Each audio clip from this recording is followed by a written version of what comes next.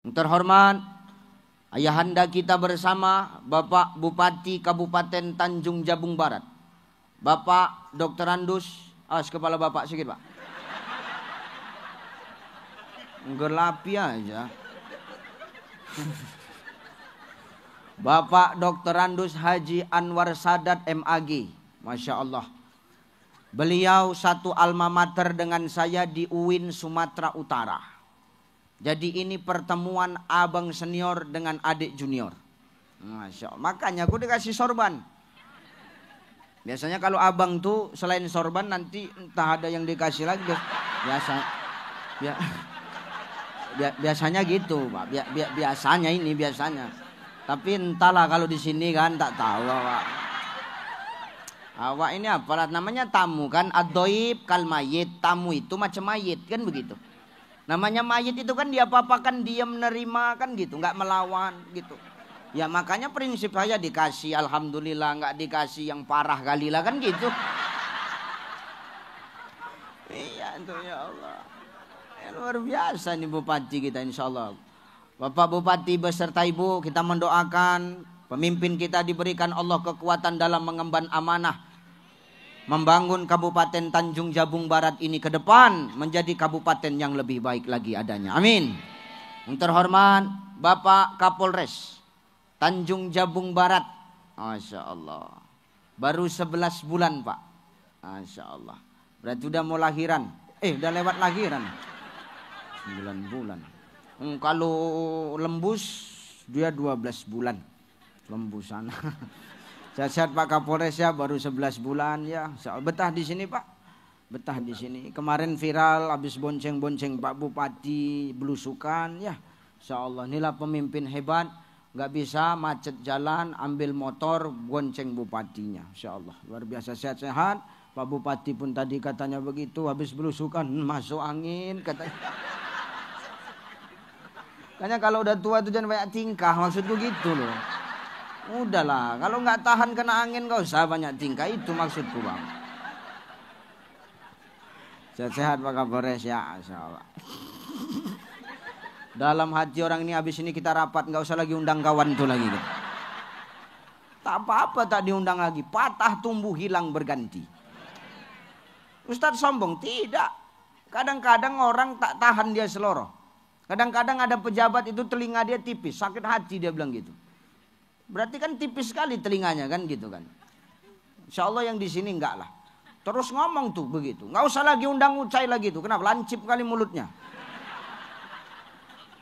Oke, no problem, it's okay, nggak masalah. Apa masalah sama aku? Nggak masalah. Patah tumbuh hilang berganti. Sebulan lagi menelpon, Ustadz, datang lagi ceramah tempat kami Ustadz. Tapi tak mau lagi kalian mengundang aku. Yang bercakap begitu orangnya udah mati Ustadz. Cocok begitu. Maka jangan nanti ngomong yang aneh-aneh. Cepat meninggal nanti. Lagi Pak Bupati belum dilantik lagi Pak. Hati-hati Pak.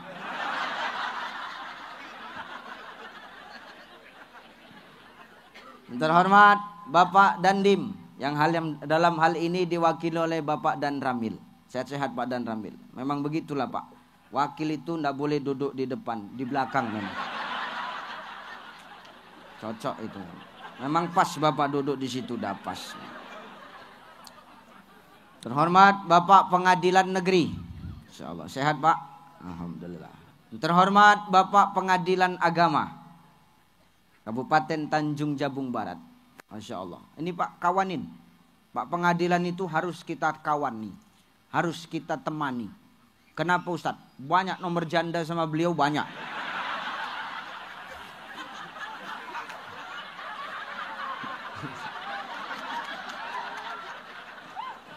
Makanya kan beliau segar aja bawaannya tengok. Senyum aja, senyum-senyum kenal janda lah. Insyaallah. Terhormat Bapak Kabak Kesra. Masya Allah, terima kasih Pak undangannya. Yang mana Pak Kabak tadi? Ngilang. Iya. Nggak apa-apa, yang penting sudah serah terima tadi. Terhormat Bapak Sekda Kabupaten Tanjung Jabung Barat beserta dengan Ibu ya. Insya Allah. Bapak siapa Pak sampingnya Pak? Pak Kakan Kemenak Kabupaten Tanjung Jabung Barat. Pak Kakan langsung. Kakak langsung kan?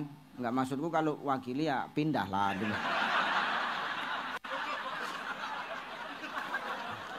Gitu. Sebelahnya bang? Rektor. Masya Allah. Ini pasti dapat warisannya makanya jadi rektor ini. Masya Allah. Para guru-guruku yang di belakang, Pak Kadis, Pak Camat, Pak Kabak, Pak Kabid, Pak PJ Kades, Pak Kepala Desa, Pak Lurah, semua yang hadir, Bapak Ibu yang tidak bisa kusebutkan satu persatu. Mudah-mudahan hadirnya kita malam hari ini semua mendatangkan berkah, kembalinya kita masing-masing bawa pahala. Amin. Amin. Oke, ayo kita ngaji. Sampai jam berapa ini, Bu? Sampai jam 1, Pak.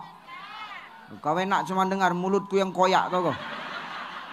Suka-sukamu ya bercakap ku tengok. Hidup ini Bapak Ibu tidak pernah terlepas dari yang namanya ujian. Betul? Manusia hidup pasti diuji. Kalau hidup nggak mau diuji, nggak usah kau hidup. Selesai. Hidup nih pilihan, Pak. Hidup nih pilihan, Bu. Kalau hidup pasti harus siap menghadapi ujian. Tapi kalau kau nggak mau diuji, kau nggak usah hidup. Selesai. Kenapa begitu Ustadz? Janji Allah dalam Quran. Apa kata Allah dalam Quran? Alladzi khalaqal mauta wal hayata liyabluwakum ayyukum ahsanu amala. Kata Allah, tidaklah kujadikan mati dan hidup itu adalah untuk ujian. Liyabluwakum Bapak Ibu. Makanya kalimat liyabluwakum ini dia istimewa. Istimewanya apa Ustadz? Ada seorang mufassir namanya Dr. Sulaiman Al-Asqar. Beliau menulis kitab, nama kitabnya Zubdatut Tafassir min Fathil Qadir. Kata beliau, kalimat liyabluwakum ini ditafsirkan, makna ujian ini adalah ujian hidup ini hanya bisa dirasakan oleh orang-orang yang punya iman kepada Allah. Tapi kalau orang hidup di dunia Allah tak punya iman, maka dia tidak akan pernah merasakan kalau hidup ini adalah sebagai ujian. Jadi kalau orang hidup punya iman, dia akan menganggap hidup ini sebagai ujian. Maka apa yang timbul Bapak Ibu? Dia akan hati-hati dalam berbuat di muka bumi Allah. Tapi kalau orang hidup nggak ada iman, dia nggak menganggap hidup ini ujian. Inilah orang yang suka-sukanya aja hidup. Yang penting dia makan, yang penting perutnya kenyang, yang penting dia tidur nyenyak, perkara ibadah los, nggak usah dipikirin. Nah ini orang yang suka-sukanya hidup, yang nggak menganggap hidup ini sebagai ujian. Maka beruntung kita kalau kita punya iman kepada Allah, kita menganggap hidup ini ujian Bapak Ibu, maka berhati-hatilah dalam hidup. Kenapa? Ingat, habis dunia ada yang lebih kekal dari dunia. Namanya akhirat. Kata Imam Al-Ghazali, kalau kau mau tahu betapa kekalnya akhirat itu, main-mainlah kau ke laut. Di sini ada laut. Ada. Sungai ada. Laut aja, nggak usah sungai. Main-main kau ke laut, kata Imam Al-Ghazali. Kalau kau sampai nanti di laut, kau celupkan tanganmu. Sudah kau celupkan tanganmu, angkat. Kalau ada air yang menetes dari jarimu, itulah dunia. Sedangkan air laut yang kau tinggal, itulah akhirat. Setetesnya dunia ini, selebihnya akhirat. Maka hati-hati, jangan gara-gara setetes kita lupa sama yang selaut. Ya Pak ya, jangan karena setetes kita lupa sama yang di laut. Jangan gara-gara yang singkat kita lupa sama yang kekal. Maka hati-hati, iman perlu dalam hidup. Kalau enggak, suka-sukanya aja kita. Suka-sukanya. Tapi kalau orang punya iman, dia sadar hidup ini ujian, hati-hati. Kenapa? Dia sadar setelah kehidupan dunia, ada kehidupan akhirat. Maka nanti atas apa yang dia lakukan di muka bumi Allah, di dunia Allah, dia sadar akan dimintai pertanggungjawaban. Al-yauma nakhtimu ala afwahihim wa tukallimuna aydihim wa tashhadu arjuluhum bima kanu yaksibun. Akan ada hari di mana mulutmu akan dikunci, tangan dan kakimu yang akan bersaksi di hadapan Allah. Maka kalau kita sadar hidup ini ujian, maka hati-hati kita dalam hidup ini Bapak Ibu. Hidup ujian. Ibu diuji nggak? Bu? Oh bu? Bu? Jawablah, jijik kan aku nengoknya, iya betul. Jawablah bu. Ini ciri-ciri istri bandal nih begini. Ustadz yang manggil aja diam, apalagi lakinya, mana diopeninya itu. Bu, ibu hidup diuji nggak? Diuji nggak bu? Diuji nggak? Ini malam nih, ibu diuji tidak? Apa ujian ibu? Duduk bersempit-sempitan. Ini ujian ini Pak Bupati. Duduk bersempit-sempitan, berkipas, menguap ketiak kawan sebelah. Itu pun ujian itu. Ibu diuji betul? Bapak diuji nggak Pak? Bapak diuji nggak Pak? Apa ujian Bapak? Ini mak lampir. Menghadapi mak lampir ini pun ujian. Ibu diuji, bapak diuji. Pak Bupati diuji nggak? Diuji nggak Pak? Diuji. Beratlah sama istri Pak. Bahaya. Sehebat-hebatnya bupati di luar, di rumah hele honorer. Siap salah, hele. Cerita lah Pak. Makanya beliau bupati merangkap ustadz. Karena setelah selesai bupati bisa jadi ustadz. Beliau hari ini bupati, beliau ustadz. Beliaulah paling lama masuk surga nanti. Pertama dihisap bupatinya. Habis dihisap bupatinya, dihisap ustadznya.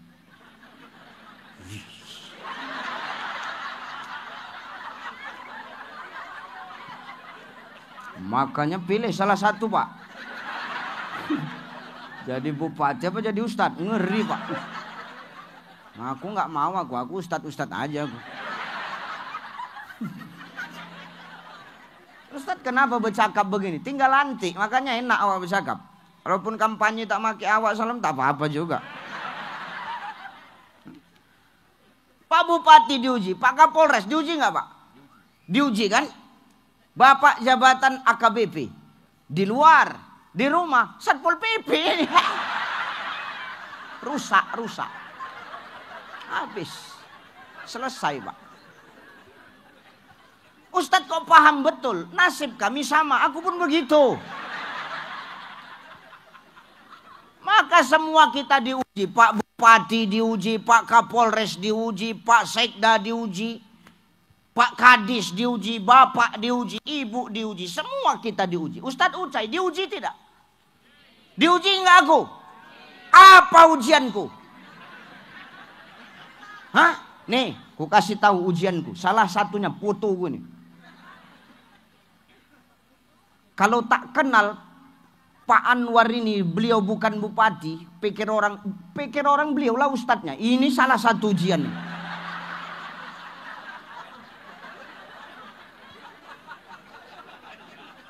Kenapa begitu? Foto beliau jelas, foto saya ngeblur tuh, tengok tuh.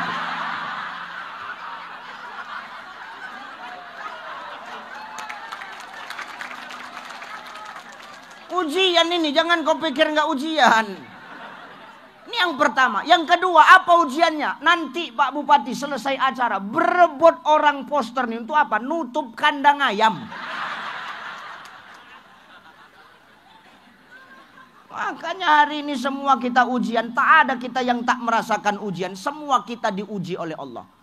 Kenapa Allah menguji kita? Apa karena Allah benci? Apa karena Allah tidak suka?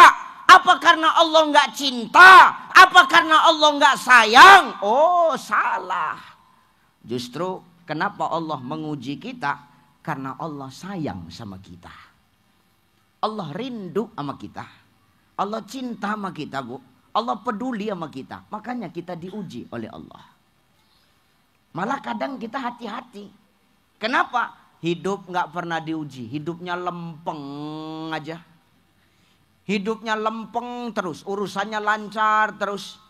Maaf, ibadah nggak pernah, ke masjid jarang, datang Isra Mi'raj, karena takut dimutasi.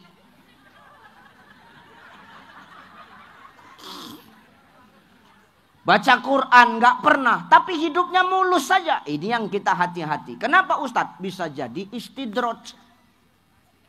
Apa itu istidraj Ustadz? Dilalaikannya kita tentang mengenal Allah. Dilalaikannya kita tentang kewajiban beribadah dan bertanggung jawab kepada aturan Allah. Dimudahkan Allah urusan kita. Supaya apa? Makin jauh kita dari Allah. Sehingga nanti ketika kita wafat, tinggal enak hitungannya sama Allah Ta'ala. Nggak ada lagi cerita hitung-hitung amal. Campakkan terus ke neraka. Maka justru kita yang diuji ini kita senang. Kenapa? Allah ingin mendewasakan kita. Ayyukum ahsanu amala.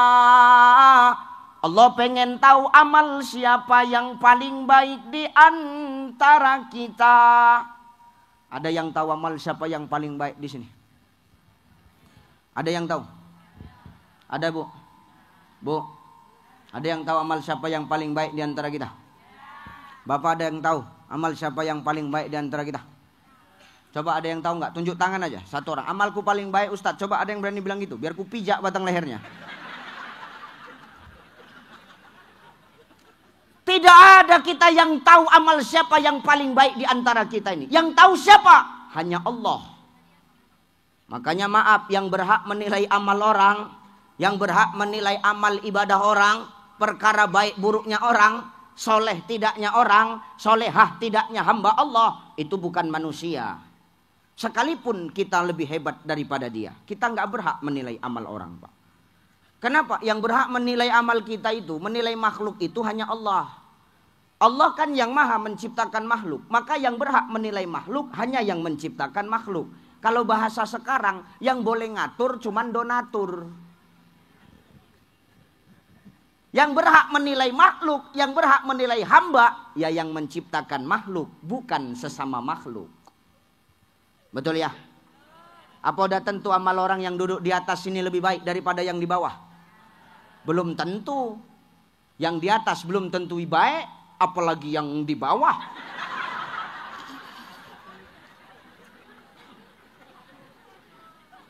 Karena tugas menilai makhluk, menilai hamba itu hanya tugas Allah. Manusia enggak berhak menilai manusia. Manusia enggak berhak menilai manusia. Makhluk enggak berhak menilai makhluk. Kenapa? Kalau manusia menilai manusia, enggak akan ada keadilan, Bang. Makhluk menilai makhluk, yang ada pilih kasih. Maka makhluk enggak cocok jadi juri. Biar jurinya Allah. Alaihissallahu biahkamil. Ya kalau manusia jadi tim penilai, jadi panitia akhirat, rusak akhirat, Pak. Betul apa ya? Benar apa ya? Apalagi orang sekarang, neng orang masih mabuk sikit aja, ahli neraka. Neng orang masih hobi nyuri barang tetangga, ahli neraka. Neng orang masih hobi main judi. Main judi boleh nggak? Judi online boleh nggak? Slot boleh nggak? Di sini ada pemain-pemain slot. Jujur aja kita. Daripada tenggelam alun-alun ini nanti air naik. Masih ada di sini yang suka main judi online. Main slot. Haram. Mampus lah kau. Aku nggak peduli kok, Pak. Tangkapi yang masih main-main slot, main skater itu, Pak Kapolres. Sebelum Bapak tangkap masyarakat, periksa dulu handphone Kapolsek.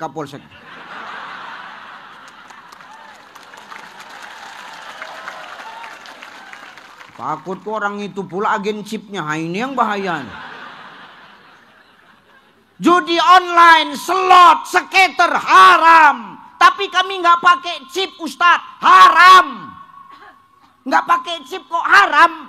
Kenapa haram? Kau bisa lalai dari panggilan Allah, Pak. Udah nggak usah tengok-tengokan kau. Tengok aku aja kau. Nggak usah dengar kau. Alah, kau pun juga banyak kali cakap. Nggak usah, tengok aku aja. Nggak pakai chip, Ustadz. Haram. Kenapa? Kau bisa lalai dari panggilan Allah, Pak. Azan di masjid. Hayya 'alas shalah.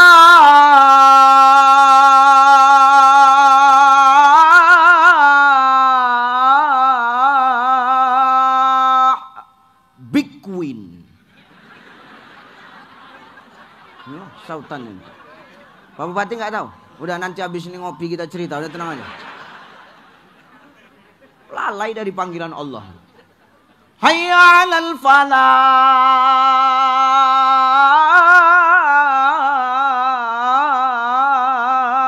Super win. Ustadz kok tahu? Dulu sempat main juga.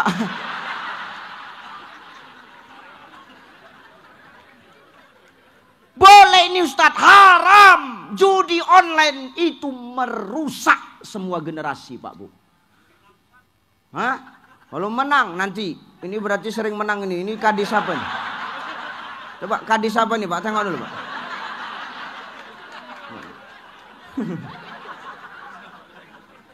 Ini hati-hati kita. Hati-hati awak ini. Haram. Walaupun kau tak pakai chip, kau bisa lalai dari panggilan Allah. Tapi kalau nggak pakai, kalau kami pakai chip Ustadz lebih haram. Kenapa Ustadz? Kalau kau kalah, kau melarat, kau miskin, kau kiri. Kalau kau menang, kau kasih makan uang itu sama anak istrimu. Demi Allah yang kau masukkan adalah sesuatu yang haram. Betul Bu? Betul Bu? Yang baik aja kadang-kadang yang kita kasih makan ke mereka belum tentu jadi baik. Apalagi sesuatu yang haram. Jauhi itu. Uninstall sekarang. Katakan tidak pada slot. Tapi linknya gacor Ustadz. Nggak ada cerita gacor. Goblok kali kau. Jijik aku. Itu aplikasi. Di toko-tokoi nyawa. Tapi tetap dimainkan. Kan goblok. Pak, bodoh boleh. Goblok jangan. Ya maaf Pak Bupati. Kalau bodoh masih bisa diajari. Goblok mendarah daging. Goblok tahu goblok? Goblok tuh tolol bang. Tolol tahu tolol? Tolol itu udah tahu kepalanya botak. Tapi besisir dia. Nah, itulah tolol.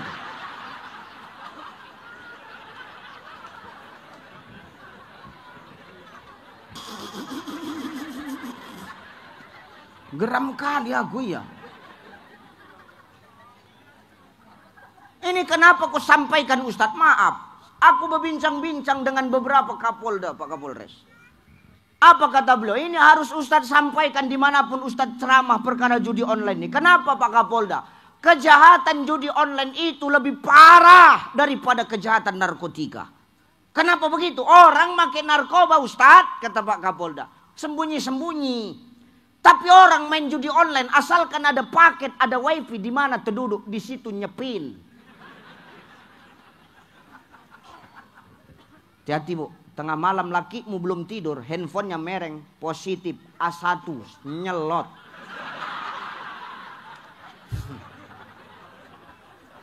Bantingkan HP-nya itu.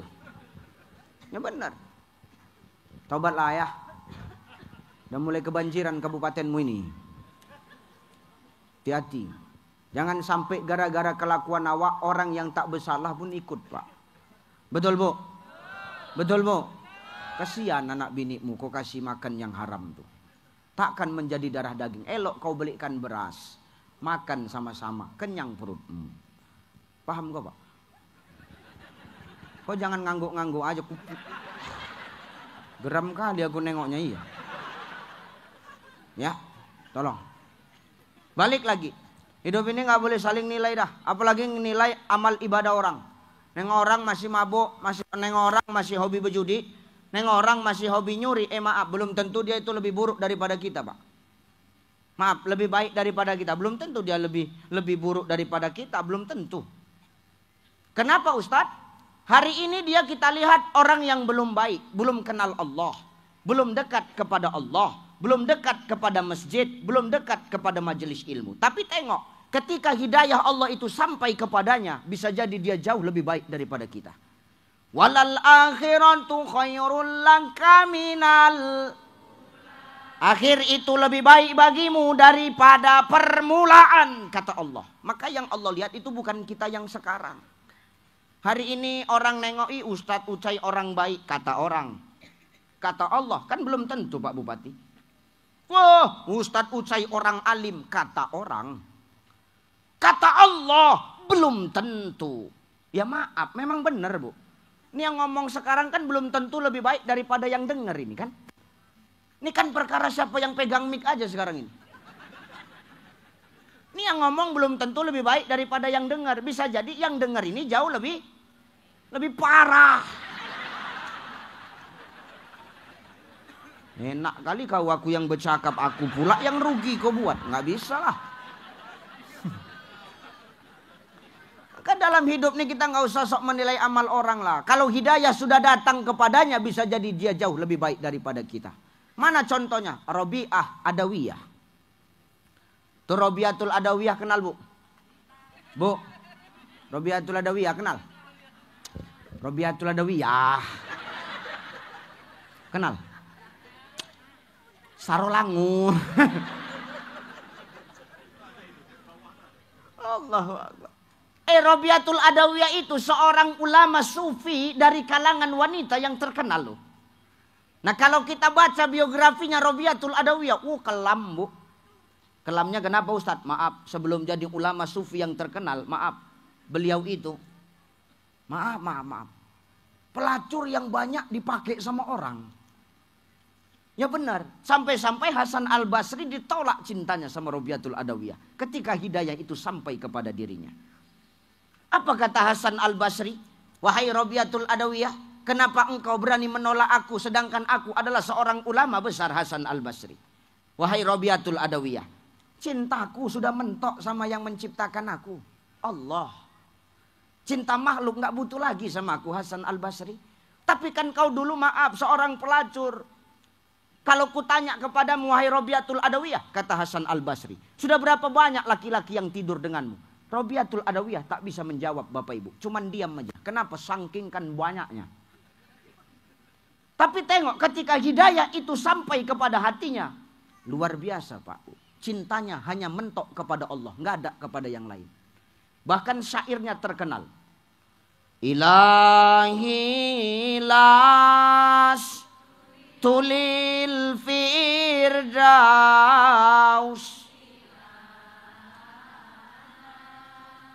wala aqwa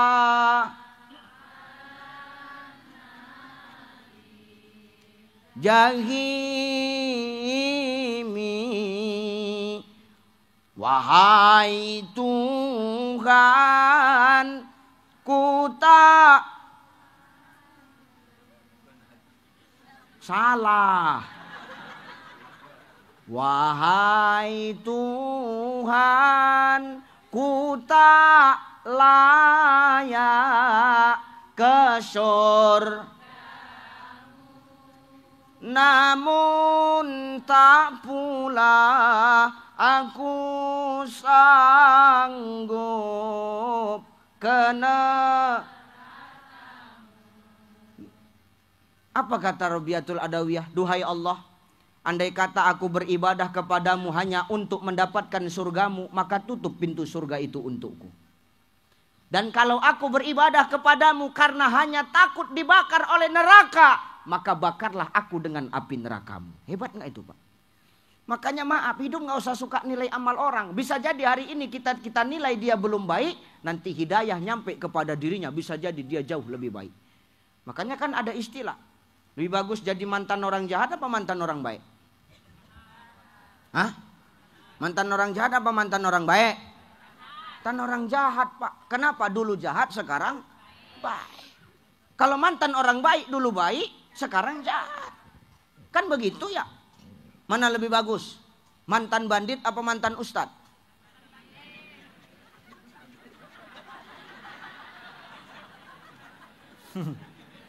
Mantan bandit apa mantan ustadz?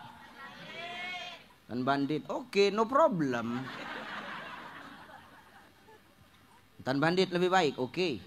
Mana lebih bagus? Ustadz jadi bandit apa bandit jadi ustadz? Bandit jadi ustadz. Oke. Ku terima itu. Mana lebih bagus? Ustadz mati di hotel atau bandit mati di masjid? Bandit mati di masjid. Oke. No problem, oke. Setelah Pak Kapolres olah TKP baru ketahuan.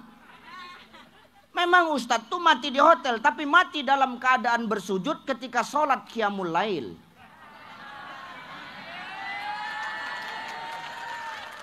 Bandit tuh memang mati di masjid, tapi mati kena pukul orang sekampung karena nyuri kota impa. Enggak, kok kayaknya kau zolim kali kau malam ini sama aku kau. Ya. Maka dalam hidup ini kita nggak boleh suka menilai amal orang ya Pak. Makhluk menilai makhluk nggak pantas. Manusia menilai manusia nggak cocok. Kenapa? Tugas menilai hanya tugas Allah. Jadi Ustadz, kita sebagai makhluk, sebagai manusia, tugas kita apa? Ingat, tugas makhluk bukan saling menilai, tapi tugas makhluk adalah saling mengingatkan. Watawasau bil haqq, mengingatkan dalam kebaikan dan mengingatkan dalam kesabaran. Yang penting kita sudah ingatkan. Perkara yang diingatkan, mau dengar atau tidak, mau ikut atau tidak, mau nurut atau tidak, mau berubah atau tidak, bukan urusan kita. Kenapa? Yang penting tugas kita, tanggung jawab kita sebagai sesama makhluk untuk saling mengingatkan sudah kita tunaikan. Selebihnya urusan Allah Subhanahu wa ta'ala. Maka hidup ini ujian. Tolong kalau hidup ini ujian, tolong hati-hati. Jangan suka menilai satu sama lain. Jangan suka menilai kita sama kita. Kenapa? Keadilan gak akan pernah ada. Yang ada hanya pilih kasih di antara golongan dan kelompok-kelompok tertentu. Betul? Betul? Betul Bu? Bu, jangan suka nilai orang ya. Apalagi nilai orang dari penampilan. Gak boleh. Gak boleh ya Bu ya. Bu, tadi begitu aku datang masuk, Ibu yakin gak kalau aku yang dipoto itu? Yakin gak Ibu? Kalau yakin alhamdulillah. Yang tak yakin yang jemput saya di bandara tadi Pak Bupati. Saya pakai bagasi.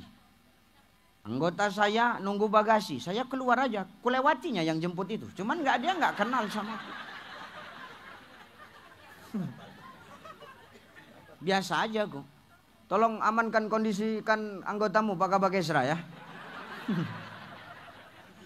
Dilewatinya aja aku, slow aja aku. Nilai orang ini nggak boleh dari penampilan, betul? Penampilan itu nggak nentuin isi. Maaf, mangga itu mulus luarnya Bapak Ibu. Mangga. Mangga itu mulus luarnya, tapi maaf, mulus luarnya kadang-kadang busuk dalamnya. Betul? Mangga itu mulus luarnya kadang-kadang busuk dalamnya. Berulat dalamnya. Tapi tengok durian itu. Berduri memang luarnya. Tapi tengok lembut dalamnya, manis pahit rasanya, orang suka. Berapa sebiji ini? 30 ribu sebiji, sebesar kepala bayi. Sebesar kepala bayi 30 ribu. Apalagi sebesar kepalamu. Mahal memang, tapi orang suka, maka orang beli walaupun mahal.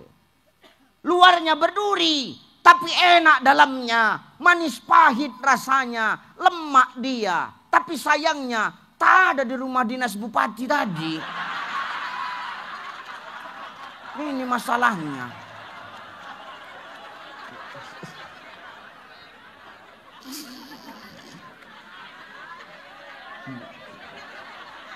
Memang nggak ada tadi Bang. Kalau ada kan enak ceritanya tadi.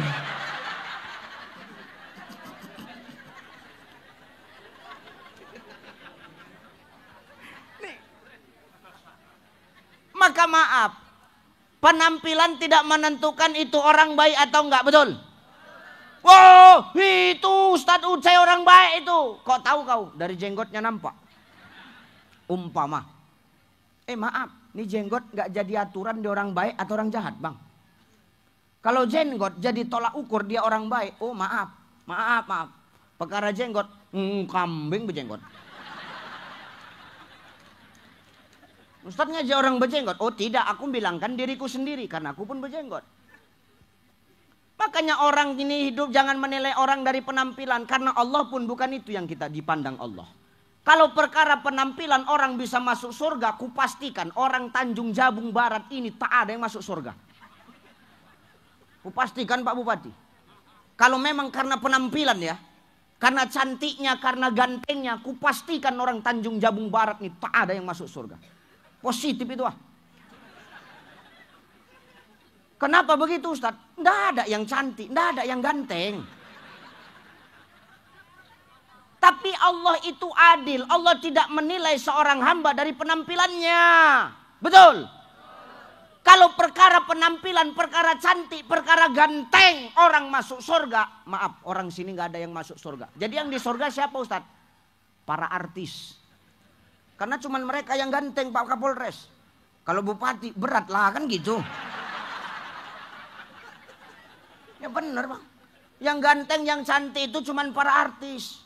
Jadi yang di surga cuma para artis. Sahrukan, Amir Khan, Aldebaran, aku.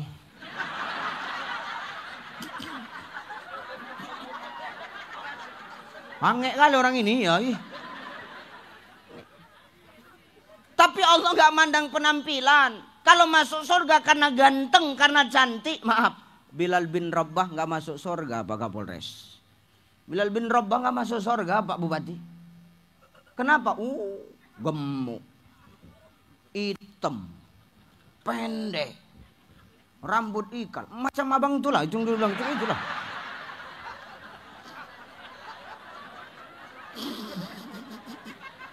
Ini benar ya. Tapi kan Allah gak mandang itu. Allah memandang hati makhluknya. Ini udah mulai masuk kajinya nih. Pelan-pelan aja Pak Bupati ya. Alon-alon asal kalah. Ini pelan-pelan nih. Tapi kan Allah gak mandang fisiknya. Kalau mandang fisik berat Bilal bin Rabah masuk surga. Tapi yang dipandang Allah hati. Betul ya? Mana buktinya? Tengok. Rasul itu sampai heran. Bukan iri ya. Ini harus kita garis bawahi. Rasul nggak pernah iri sama siapapun Pak. Rasul terkejut. Kenapa? Kenapa Rasul terkejut? Karena Rasul kaget. Kagetnya kenapa? Bilal bin Rabah masih hidup. Tapi terompanya, sendalnya sudah terdengar sampai ke surga. Masih hidup orangnya Pak. Tapi sendalnya udah terdengar di surga. Pak Kapolres, sepatumu udah ada di surga? Beratlah. Pak Bupati, sepatu Bapak udah ada dengar di surga? Entah ada, entah enggak. Ya benar. Tuh, sepatu saya yang selalu saya bawa ceramah kemana-mana. Udah ada belum di surga? Enggak, kok sok tahu kali kau? Apa udah kau tengok rupanya? Beratlah. Nggak ada, belum tentu ada Pak. Tapi Bilal bin Rabah masih hidup orangnya. Masih sudah ada sendalnya di sorga. Kenapa? Orangnya biasa saja. Tapi hatinya bersih kepada Allah. Makanya di bulan Rajab ini, maaf Bapak Ibu, kita melaksanakan Isra Mi'raj ini. Supaya apa? Kita tahu caranya mengenal Allah lewat zikir. Makanya di pangkal ayat surah Al-Isra ayat 1. Allah meletakkan kalimat subhana. Subhanalladzi asra bi abdihi lailam minal masjidil haram ilal masjidil. Maha suci Allah yang telah memperjalankan hambanya pada suatu malam dari Masjidil Haram ke Masjidil Aqsa.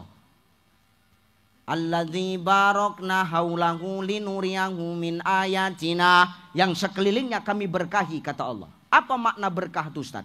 Makna berkah itu Bapak Ibu, perlindungan. Berkah itu artinya perlindungan. Ini maaf, kalau malam nih hujan, kira-kira kita yang di bawah teratak nih, kena hujan nggak? Kenapa nggak kena? Karena ada perlindungan, ada teratak. Maka kita jangan heran kenapa Rasulullah itu berangkat Isra Mi'raj dengan ruh dan jasadnya. Tidak hancur ruh dan jasadnya, tidak hancur jasadnya. Karena Allah yang melindungi, barokna. Itulah perlindungan itu tadi. Semut Medan bisa nggak sampai ke Kuala Tungkal nih? Bisa nggak? Kenapa bisa? Masuk dia ke koperku, kurang kerjaan kali semut ini. Begitu aku ganti baju, keluar dia. Jalan ke dinding, jumpalah sama semut Kuala Tungkal. Di rumah dinas lah sekarang semut Medan tuh, Pak.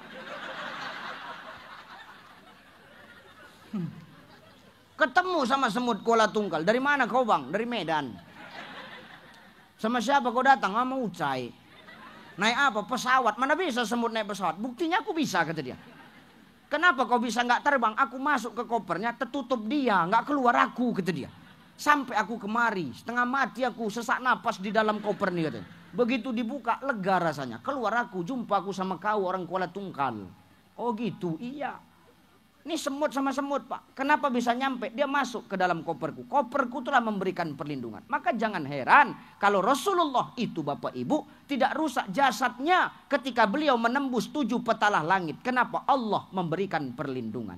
Kalau akal manusia nggak akan nyampe kita mengkajinya. Tapi kalau sudah maunya Allah, kun fayakun, apa yang tidak jadi. Betul? Betul nggak? Betul nggak? Makanya itu. Perjalanan sepertiga malam yang paling singkat waktunya tapi bisa menembus 2 alam. Alam dunia dan alam langit, Bapak Ibu. Sepertiga malam, Isra, perjalanan. Makanya Isra itu artinya perjalanan secara bahasa. Secara bahasa Isra itu perjalanan. Setiap yang jalan Isra lah dia itu. Ibu dari rumah ke pasar. Di sini bilangnya apa? Pasar apa pajak? Pasar. Ibu dari rumah ke pasar. Berarti ibu sedang belanja. Isra. Karena Isra perjalanan. Berarti ibu dari rumah ke pasar sedang Isra. Karena Isra perjalanan. Bapak dari rumah datang ke majelis ilmu ini. Berarti bapak sedang Isra. Betul nggak? Isra artinya perjalanan. Mi'raj naik.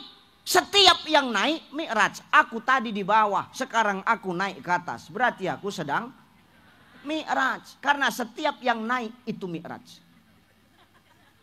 Nanti malam.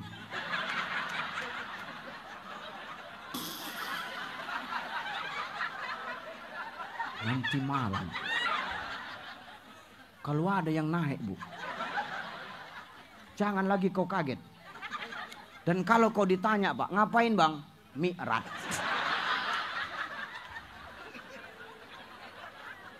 Karena Mi'raj secara bahasa tuh naik. Benar ya? Secara istilah perjalanan Nabi dari Masjidil Haram ke Masjidil Aqsa naik terus sampai ke Sidratul Muntaha. Lantas apa hubungannya dengan hati, Ustadz? Ada hubungannya dengan hati. Bagaimana mungkin Rasulullah bisa sampai kepada Allah, bertemu dengan Allah, kalau berangkat dari langit dunia dengan hati yang kotor, penuh dengan kebencian dan penuh dengan penyakit hati, Bapak Ibu. Makanya Rasulullah sebelum beliau Isra Mi'raj melaksanakan panggilan Allah, melaksanakan undangan Allah untuk menjemput perintah sholat 50 waktu sehari semalam menjadi 5 waktu sehari semalam, dibelah dulu dadanya. Siapa yang mengoperasi? 3 dokternya. Pertama Jibril, bagian nengok-nengoknya ini. Yang kedua Mikail. Mikail itu siapa, Ustaz? Malaikat pengatur rezeki. Mikail. Yang ketiga siapa? Israel, bagian eksekusi. Israel itu tukang eksekusi, Bu.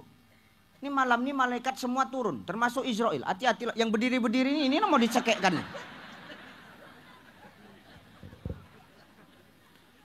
Ini 3 malaikat yang mengoperasi Nabi. Kenapa, Ustadz? Jangan sampai yang namanya Muhammad ketemu sama Allah, berangkat jumpa sama Allah, hatinya masih menyimpan penyakit. Dibelah dadanya, dicuci pakai air jam-jam, sudah bersih, dimasukin, ditutup, baru berangkat. Maaf, sekarang pertanyaanku, orang Kuala Tungkal, Kabupaten Tanjung Jabung Barat, apa mungkin membersihkan hati itu dengan belahnya, dibelah dadanya? Mau Ibu? Bapak mau? Makanya Allah punya cara. Ini khusus Rasulullah karena dokternya langsung malaikat aman. Nah kita nggak mungkin. Kan begitu ya. Makanya Allah kasih kita cara. Bagaimana Allah memberikan cara? Isyarat Allah di Quran surah Al-Isra ayat 1 tepat di pangkal surahnya itu.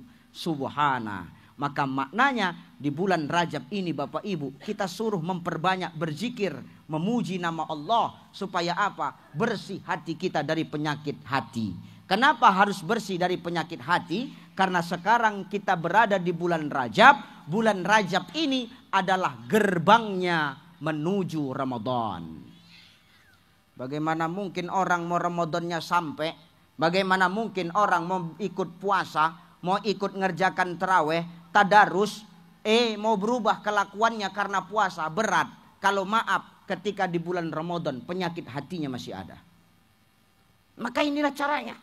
Cemana bersihkan hati kita dengan zikir. Ala bi zikrillah tatmainnul qulub. Dengan zikir maka hatimu akan tenang. Zikir, Bu. Subhanallah walham wala wallah subhan walham wala wallah. Dengan zikir itulah bersih hati kita dari penyakit hati ini, Pak. Kalau sudah bersih hati kita sampai kepada Ramadan, hati yang bersih itulah yang nanti di ujung Ramadan akan mendapatkan ijazah la'allakum tattaqun dari Allah Subhanahu wa taala. Bagaimana kita mau dapat ijazah la'allakum tattaqun kalau kita sendiri menghadapi Ramadan masih memiliki penyakit hati kepada sesama di antara kita? Makanya kata salah satu hadis tasawuf, setiap sesuatu itu ada pencucinya. Dan pencuci hati itu adalah zikrullah. Zikir, ingat kepada Allah. Bu, pendekatan tasawuf sedikit. Ibu kalau baju kotor, ibu cuci kan? Betul? Ibu nyuci baju kotor tuh pakai apa? Ya aku tahu pakai air. Air pun kalau air kopi makin bersih apa makin kotor? Jadi ibu nyuci baju kotor tuh pakai apa? Iya aku tahu air bersih. Alatnya deterjen, sabun, rinso. Ini sekarang pertanyaanku tuh pakaian yang kotor dicuci pakai deterjen, bersih apa makin kotor? Bersih. Wangi nggak? Kenapa bersih? Kenapa wangi? Pencucinya cocok. Betul. Nah lagi. Nih ibu-ibu yang sini. Piring kotor, gelas kotor, Bu. Ibu nyucinya pakai apa? Sunlight. Nyuci piring kotor, gelas kotor pakai sunlight. Ini pertanyaanku, piring yang kotor bersih nggak? Wangi nggak? Keset nggak? Kenapa keset? Lemaknya hilang, pencucinya cocok. Noda-noda lemak-lemak membandel luntur karena sunlight tuh. Karena sunlight pembasmi lemak. Betul. Makanya Bu, aku pesan ini Bu. Bagi ibu-ibu yang badannya macam speaker aktif. Besar, yang lemaknya banyak. Kau nggak usah pala sedot-sedot lemak, nggak usah banyak tingkah kau. Sunlight itu pembasmi lemak, Bu. 3 kali sehari kau minum kan sehat kau nanti. Hilang lemakmu. Kalau bercakap bebuih mulutmu. Hilang lemakmu, usahakan lemak nyawa kau pun hilang. Bu. Tapi ini bukan perkara lemak, perkara apa? Alat pencuci. Asal yang kotor dibersihkan dengan pencuci yang cocok, maka bersihlah yang kotor itu. Hati kita kotor, jangan dicuci pakai rinso, jangan dicuci pakai sabun, tapi bersihkan hati dengan zikir kepada Allah. Hati yang zikir itu tenang. Hati yang zikir itu tidak akan pernah iri kepada sesama. Hari ini yang membuat kita suka iri sama sesama itu apa? Kata Syekh Jalaluddin Rumi, kata Maulana Rumi Bapak Ibu, yang menyebabkan kita punya penyakit hati itu satu. Apa? Kita ini tak punya kunci kenikmatan hidup. Kalau kita tahu kunci kenikmatan hidup ini, nggak akan ada iri-iri di antara kita. Apa kunci kenikmatan hidup itu Ustadz? Kata Syekh Maulana Rumi, kunci kenikmatan dalam hidup cuma satu. Jangan sibuk mengurus apa yang orang punya, tapi sibuklah mengurus apa yang kau dapat. Selesai. Jelas kau? Jelas? Jelas kau, Bu? Jangan sibuk ngurus punya orang. Nanti kita lupa ngurus punya kita. Kita sibuk ngurus punya orang, kita lupa ngurus punya kita. Terakhir punya kita diurus orang. Betul ya Pak ya? Kau sibuk ngurus laki orang, lakimu nggak terurus, terakhir lakimu diurus orang. Gitu yang kau salahkan lakimu, padahal kau yang kadang-kadang lupa memberikan pelayanan untuk lakimu. Nggak usah tengok-tengokan kau. Loh betul nggak Pak? Jangan lagi nanti ada timbul pertanyaan, ada istilah begini, Ustadz, kata ibu itu. Bukan kau Ustadz, tahu kau. Kenapa ya Ustadz, lakiku itu lebih betah di warung kopi daripada di rumah ya Ustadz. Maaf Bu, kau jangan cepat menyalahkan kami kau. Kau introspeksi diri. Kenapa suamimu lebih betah di warung kopi daripada di rumah? Betul nggak Pak? Betul nggak Pak? Jawab, nggak usah takut kau. Suami sekarang lebih betah di warung kopi daripada di rumah. Kenapa? Mereka ini Bu, kalau sudah masuk ke warung kopi, baru masuk aja pelayanannya udah paten. Begitu datang, mau pesan apa Pak? Coba, kau nggak usah sok-sok lugu kau. Pemainnya ini semua lah. Mau pesan apa Pak? Kopi. Kopi aja? Apa kopi pakai susu? Pakai susu. Susunya dipisah apa dicampur? Pisah aja. Nanti saya yang nyampurinya. Oke Pak, datang kopinya aja. Susunya nanti dicampur sendiri. Coba Bu. Maka jangan salahkan suamimu. Kalau maaf para suami sekarang lebih betah di warung kopi ketimbang di rumah. Ya Bu Sekda ya, jangan salahkan Pak Sekda lebih betah di warung kopi daripada di rumah. Kadang kita capek kerja, nyampe rumah minta ambilin air putih aja merepet nih. Mami ambilkan air putih, enak kali kau nyuruh-nyuruh aja. Kau pikir gak capek ngurus rumah satu harian ini, hah? Macam mana mau betah suamimu di rumah Bu? Jangan begitu. Kami di luar ini berjuang mencari nafkah untukmu dan untuk sebuah hati. Tidak tahu panas, tidak tahu hujan, tidak tahu malam, tidak tahu siang. Pergi pagi pulang petang, kadang gak pulang-pulang, rupanya buka cabang. Ini payah nih Pak. Rupanya buka cabang kawan. Cocok tak balik-balik kawan tuh ke rumah. Nih. Maaf. Gini Bu ya. Nih suami nih. Jadi suami berat. Berat Bu. Berat kali jadi suami. Sumpah berat. Aku udah berapa hari nggak pulang ke rumah. Berat Bu. Suamimu ini Bu, maaf. Ini harus ku sampaikan. Kalau nggak diginikan Pak, makin merajalela orang ini sama kita. Betul nggak Pak? Perkara berantemlah kau sampai rumah. Yang penting ku sampaikan ini. Suamimu pergi dari rumah untuk mencari nafkah, pergi dalam keadaan hidup, belum tentu kembali dalam keadaan hidup. Itu yang harus kau ingat Bu.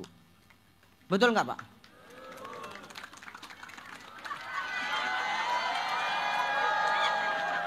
Kan? Dari sini aja udah mulai nampak perpecahan itu kan? Ini positif berantem sampai rumah ini. Ya benar tuh. Benar bu. Suamimu itu pergi mencari nafkah keluar dari rumah. Maaf, dia pergi dalam keadaan hidup. Belum tentu suamimu kembali dalam keadaan hidup. Itu yang harus kau ingat. Kami tidak minta apa-apa. Kami hanya minta doa ketika kami keluar dari rumah itu. Supaya kami pergi selamat, pulang pun dalam keadaan selamat. Minta doa. Cemana doanya? Kau cukup kecup tangan kami ketika kami keluar rumah. Selesai kok Pak. Sepele Pak. Tapi itu berarti untuk kita. Betul? Mau pergi dek. Pergi dulu abang kerja ya dek ya. Iya bang. Hati-hati ya bang.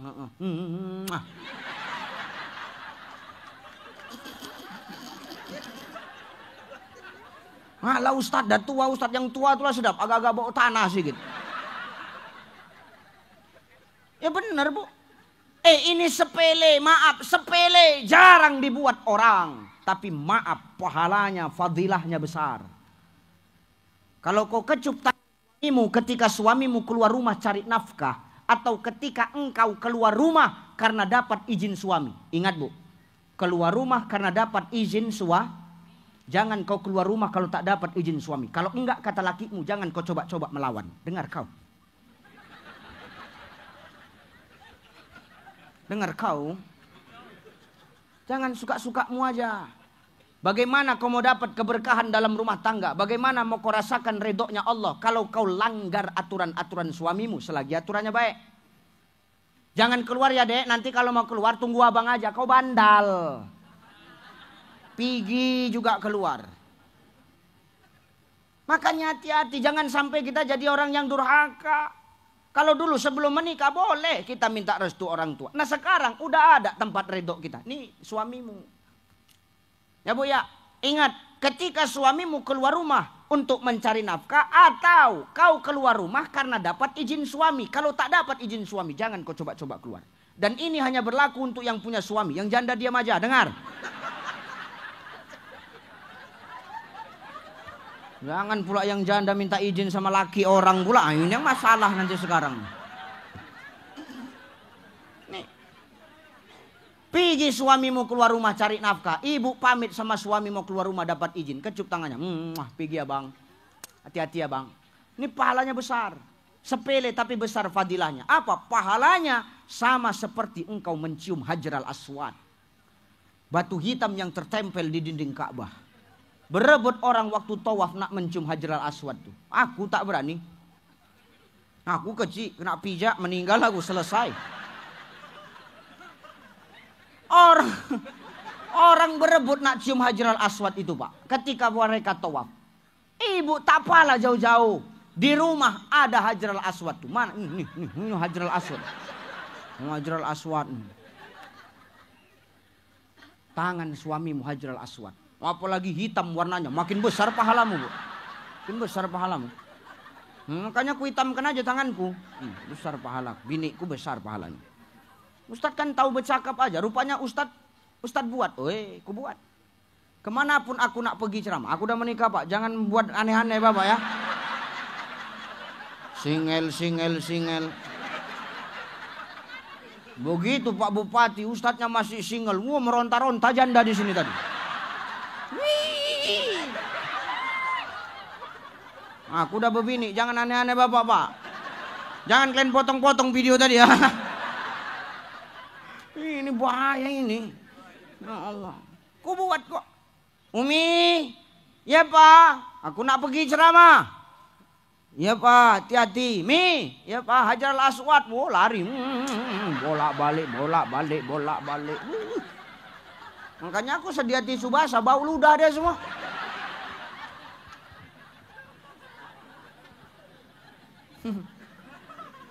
Makanya maaf. Ya Bu ya, berat jadi suami ini. Ya, jangan cepat kita menyalahkan beliau. Kita yang introspeksi dulu Bu. Ya Bu ya. Nanti kalau dibilangi bandal tuh. Tapi kan Ustadz tergantung suami. Iya kan.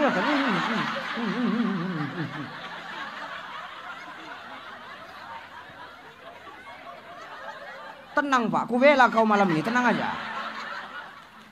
Tapi kan tergantung suami Ustadz. Baik buruknya istri itu kan tergantung suami. Siapa bilang? Aku nggak setuju. Nggak ada baik buruknya istri tergantung suami. Siapa yang bilang? Kalau baik buruknya seorang istri karena suaminya, tengok. Fir'aun. Fir'aun kenal? Fir'aun lah. Fir'aun. Fir'aun tuh kelakuannya lebih-lebih dari iblis, Pak. Maaf. Iblis angkat jempol sama Fir'aun. Didatangi iblis Fir'aun. Apa kata iblis? Paten kau Fir.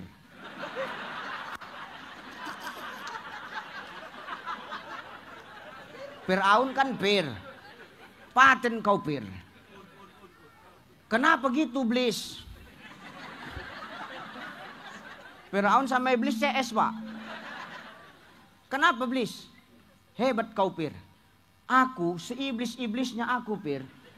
Dari apinya aku diciptakan Allah.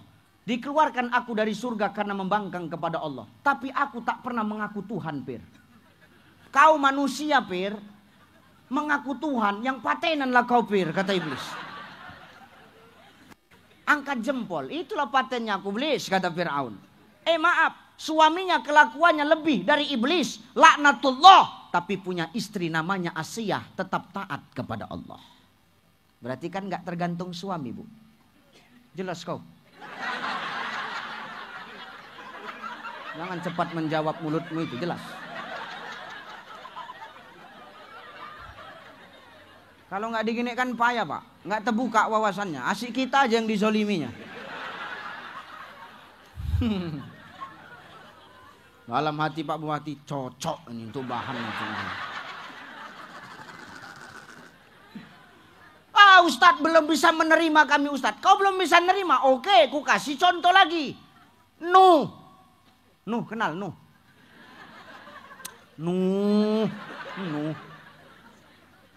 Nuh itu taat kepada Allah, nggak pernah membangkang kepada Allah.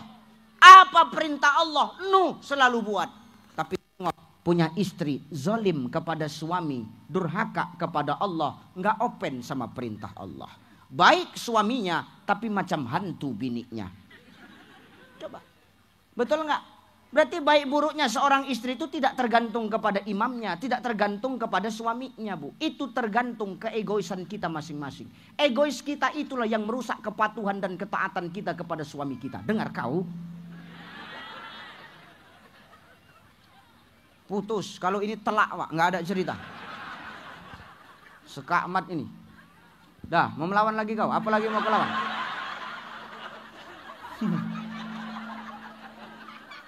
Menjawab aja dari tadi. Jijik pula aku. Iya, geram aku nengok. Maka itu. Jangan begitu. Ya Bu ya. Bu. Bersihkan hati. Ya. Jangan melawan sama suami. Ya Bu ya. Bu. Taubatlah. Ini sudah gerbangnya Ramadan, bulan Rajab. Maka orang yang hatinya bersih dia tenang. Orang yang hatinya bersih dari penyakit hati, dia akan paham dengan pekerjaannya. Dia akan paham dengan hidupnya. Harus dibawa kemana, untuk siapa, dan hanya karena siapa dia berbuat. Zikir apa? Hanya zikir, tenangkan hati kita. Orang yang zikir hati dia tenang. Zikir itu tidak mesti subhanallah walhamdulillah wala ilaha illallah wallahu akbar. Enggak. Zikir itu tidak mesti itu. Kita duduk di majelis ilmu ini pun zikir. Maka Pak Bupati kalau mau maaf, Kabupaten Tanjung Jabung masyarakatnya ini baik, maka rajin-rajin di desa itu buat pengajian.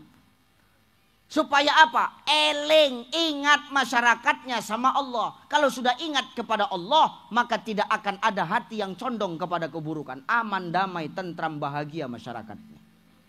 Betul? Maka yang hanya menyebabkan penyakit hati itu karena kita sibuk ngurus punya orang. Kita lupa ngurus punya kita. Pantang tak top nengok tetangga lebih hebat. Ngapain Bu? Perkara titipan semua ini. Gak usah kita recokkan. Orang kalau sudah punya penyakit hati, perkara air minum pun bisa berantem, Pak. Enggak. Ini perkara ini, Pak. Bisa berantem ini, Pak Bu. Kalau orang punya penyakit hati. Jelas. Mau kubuktikan? Nih sekarang begini. Ibu yang membuat kita ini nggak enakan. Kita sibuk ngurus punya orang karena kita suka tertipu sama bungkus. Tapi kita lupa sama manfaat, Pak. Sekarang begini, Bu, minummu sama minumku sama apa beda? Kan? Beda. Ibu pakai cup kecil, aku pakai botol. Secara bungkus beda, Pak.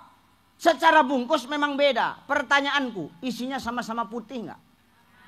Isinya kalau diminum sama-sama ngilangkan haus nggak? Selagi manfaatnya sama, cuman beda bungkusnya, apa yang perlu kau recokkan? Kita kadang tertipu sama bungkus tapi lupa sama manfaat. Inilah yang suka buat kita berantem satu sama lain. Betul apa ya? Nengok tetangga baru lebih hebat. Heboh. Nengok tetangga beli kipas, kau kepanasan. Ngapain? Tetangga beli AC, kau kedinginan di rumah. Ngapain, Bu? Nggak usah pikirkan kali sampai demam-demam kayak gitu. Nengok tetangga beli mobil. Wow, ibu nih beli bodrek. Kenapa Ustadz? Pusing kepalanya mikirkan tetangga. Kita jangan tertipu dengan bungkus. Karena selagi bungkus itu beda tapi manfaatnya sama, maka itulah tanda keadilan Allah. Allah selalu tahu apa yang kita butuhkan, bukan apa yang kita inginkan, saudaraku. Maka bersihkan hati kita agar kita temukan kunci kenikmatan dalam hidup. Sehingga apa? Hati kita bersih dalam menyambut datangnya Ramadan. Di ujung Ramadan kita dapatkan gelar ijazah la'allakum tattaqun dari Allah Subhanahu wa ta'ala. Jelas? Nih. Lagi contoh. Biar nyambung ajinya. Kalau nggak gini payah, belum tentu diundang lagi. Karena nampak dari kumisnya tipis juga pergaulannya. Umpamanya ini pesawat, Pak. Ini apa, Bu? Pesawat. Udah nggak usah bilang botol, udah pesawat. Biar cepat, udah mau jam 11 nih. Udah sejam setengah aku hampiran. Ini umpamanya pesawat. Datang pesawat Saudi Arabia membawa jemaah haji masyarakat Kabupaten Tanjung Jabung Barat. Amin. Mau mendarat di Bandara Sultan Toha, Provinsi Jambi. Pas mau mendarat pesawat itu, apa kata pilotnya? Landing position. Posisi mendarat. Pas bilang begitu pilotnya, dijawab sama operator bandaranya. Sorry mister. Maaf, tempat pendaratan belum siap. Tempat pendaratan belum steril. Aspalnya masih berlubang. Betonnya masih rusak-rusak. Pertanyaanku, andai kata ini pesawat nekat mau mendarat, tergelincir nggak pesawat nih? Guling nggak pesawat nih? Kenapa? Tempat pendaratannya belum steril, Pak. Belum siap. Tapi syukurnya pilot ini pandai. Karena tahu tempat pendaratannya belum siap, apa kata pilot gitu? Oke, kalau memang belum siap, kami akan cari bandara yang lain yang siap menerima kami. Pergi balik, nggak jadi mendarat. Maknanya apa, Bapak Ibu? Maknanya pesawat inilah takwa. Takwa itu letaknya di dada kita. Takwa itu kata Nabi letaknya di dada. Bagaimana takwa mau terletak di hati dan dada kita, mau diberikan Allah sampai ke hati kita, kalau untuk menyambut datangnya bulan suci Ramadan. Hati kita masih menyimpan penyakit hati. Maka jangan heran banyak orang sekarang puasa dia ikut, tadarus dia ikut, tarawih dia ikut, berbagi takjil dia ikut, buka bersama dia ikut, tapi di ujung Ramadan puasanya tidak merubahnya menjadi manusia yang lebih baik dari sebelum Ramadan datang. Maka kuncinya ada di bersihkan hati dengan zikir, ikut majelis taklim, ngaji, ngumpul sama orang, cerita yang baik-baik. Insya Allah itu yang akan mencondongkan hati kita kepada kebaikan. Sehingga kebaikan itu akan memberikan hal positif dalam kehidupan kita. Sehingga dengan hal yang positif itu mempengaruhi akhlak dan adab kita menjadi manusia yang lebih baik. Selagi ada kesempatan hidup, maka teruslah berbenah. Jangan pernah puas dengan amaliyah ibadah yang sudah kita kerjakan. Kenapa? Orang yang beriman dia tidak akan pernah puas dengan amal ibadah yang sudah dia kerjakan. Betul? Hidup ini bagai lampu dinding yang dinyalakan di malam hari. Apabila minyak sudah kering, ia kan pasti padam sendiri. Demikian hidup manusia selama hidup di dunia ini. Bila dah tutup umur usia, putuslah hubungan di sana sini. Hidup kita macam lampu dinding Bapak Ibu. Hidup kita macam lampu dinding. Bahan bakarnya minyak. Asalkan minyak itu habis, tanpa kita tiup, tanpa kita suruh mati, maka lampu dinding itu akan mati sendiri. Maka selagi nyawa itu masih ada sama kita, dititipkan Allah kepada kita, teruslah berbenah, bersihkan hati kita agar elok kelakuan kita. Sehingga apa? Dengan eloknya akhlak kita, eloknya adab kita, kita menjadi manusia yang bermanfaat di tengah-tengah umat adanya. Amin. Allahumma amin. Dua. Yang pertama tadi apa? Hidup uji.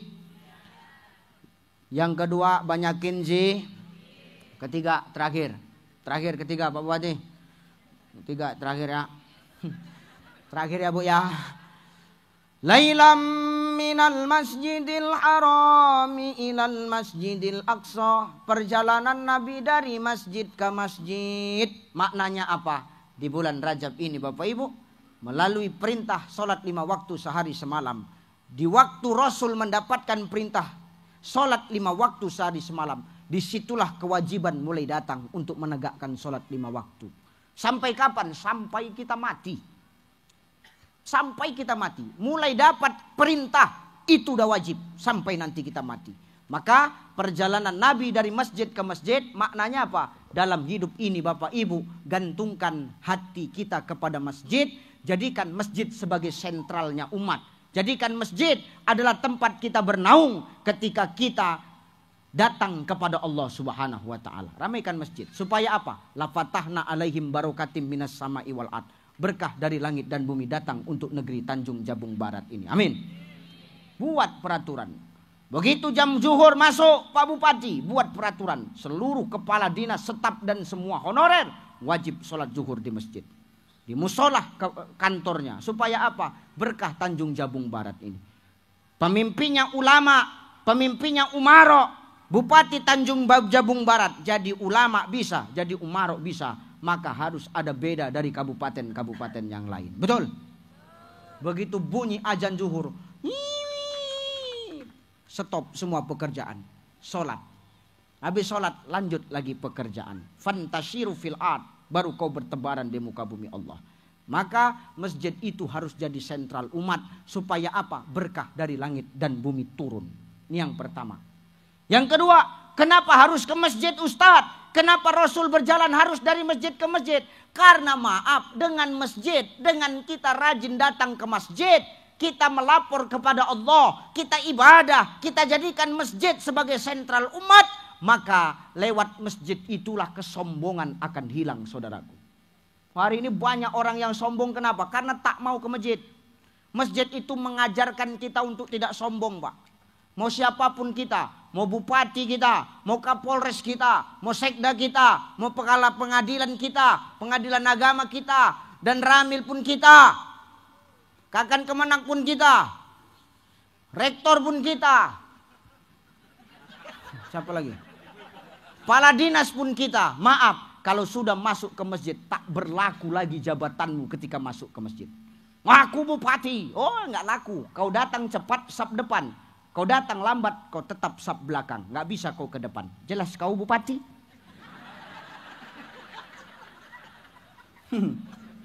Kenapa? Karena sudah masuk ke masjid, tak ada lagi status sosial kita.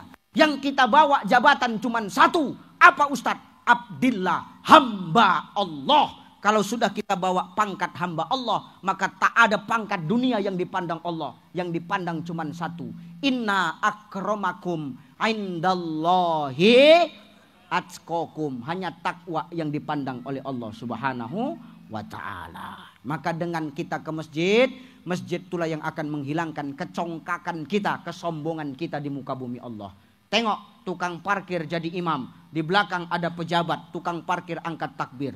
Allahu Akbar. Di belakang pejabat. Ikut nggak angkat takbir?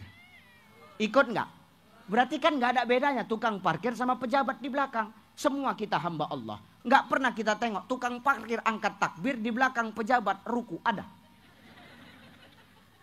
Berani kita melawan gitu? Tak berani. Kenapa? Kita berhadapan dengan Allah. Maka masjid itulah Pak yang akan menghilangkan kesombongan di muka bumi ini. Orang yang rajin ke masjid maka kesombongan akan hilang.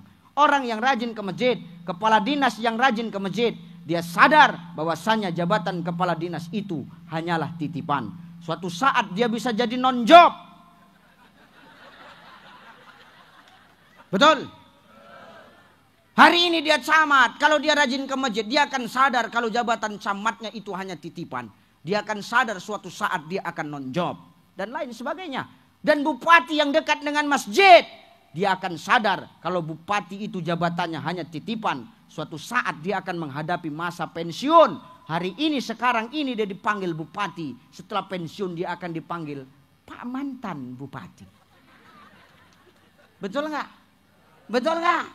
Maka hari ini masjid itulah yang menghilangkan kesombongan. Makanya dengan sholat, inna sholata tanha anil fahsya'i wal munkar. Sholat mencegah dari perbuatan keji dan mungkar. Dengan rajin ke masjid, masjid akan menghilangkan kesombongan. Kalau kesombongan sudah hilang, maka akan terbangunlah yang namanya kerjasama dan sama-sama bekerja.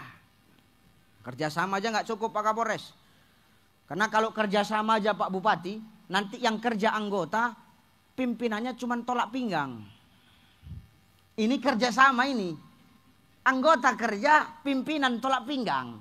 Tapi kalau sudah kerjasama dan sama-sama bekerja, mau anggota, mau pimpinan ikut turun ke bawah mengurus masyarakat. Itulah yang dibuat Pak Bupati Tanjung Jabung Barat ketika menengok banjir sampai turun dari mobil, naik motor dibonceng Pak Kapolres menembus kemacetan. Insya ini dia. Maka kalau sudah hilang sombong, kerjasama dan sama-sama bekerja akan terbangun. Egois hilang, sombong hilang, enak kita diajak musyawarah. Wasyawirhum fil amr. Kalau sudah enak bermusyawarah, maka insya Allah akan terciptalah negeri, daerah yang akan menjadi negeri yang baldatun, thayyibatun, warabbun. Tapi ingat, harus dipikirkan Pak Bupati. Apa yang kita pikirkan? Masjid itu kalau mau ramai dua. Satu, masjid ramai Pak Bupati tergantung siapa yang manggil. Mau masjid besar sekalipun, megah sekalipun, mewah sekalipun, kalau yang manggil nggak enak, nggak ada seninya, sunyi itu Pak. Sunyi itu. Maka yang manggil di masjid itu harus ahlinya. Berikan pada ahlinya. Kori kita tadi bagus suaranya. Dia tukang azan. Cari imam yang baik. Jangan yang azan masjid besar, masjid raya yang azan atuk kakek itu juga. Ah, ini buat masalah. Tak ada lagi seninya waktu azan. Allahu Akbar. Allahu Akbar. Siapa anak datang ke masjid? Awak pun dengar dari rumah macam tak ada yang lain aja. Kek, mati aja udah kek, kata dia. Kadang orang tua nih bandal. Sebelum aku meninggal jangan gantikan aku jadi muadzin. Gampang, ajak makan nasi, undang ke rumah kita, kasih racun nasi dia. Orang kalau nggak bisa dibina, binasakan. Maksud Ustaz apa? Kami yang tua-tua ini nggak boleh azan. Aku tak melarang engkau untuk azan, wahai orang-orang tua. Silakan kalau orang-orang tua mau azan, nggak masalah. Aku tetap membolehkan. Tapi pas listrik mati. Tapi kalau listrik hidup, suaranya kemana-mana, serahkan sesuatu pada ahlinya. Kalau dulu ada pepatah yang mengatakan, tak ada rotan akar pun jadi. Itu pepatah lama. Pepatah sekarang, tak ada rotan, ciptakan rotan yang baru. Akar tak bisa dipakai. Kenapa? Akar lapuk, busuk, kena pupuk. Ini bukan zamannya keraiso bang. Ini zamannya serahkan sesuatu pada ahlinya. Kalau sudah yang ahlinya yang manggil, enak pak. Betul nggak? Anak-anak muda tuh, korik-korik tadi itu. Dia yang azan, semangat awak ke masjid tuh. Subuh diputarnya azan Mekah tuh. Allahu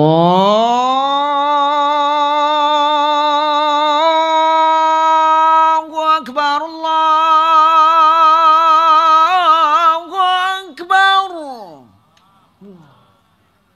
Ayahnya yang tak pernah ke masjid pun pagi itu datang ke masjid. Ngapain Ustadz? Nengok siapa yang azan. Minimal nengok dulu, lama-lama kan ikut sholat. Terpancing awak, minimal penasaran, lama-lama terikut. Tergantung siapa yang manggil. Zuhur beda lagi azannya, azan Malaysia. Allahu Akbar, Allahu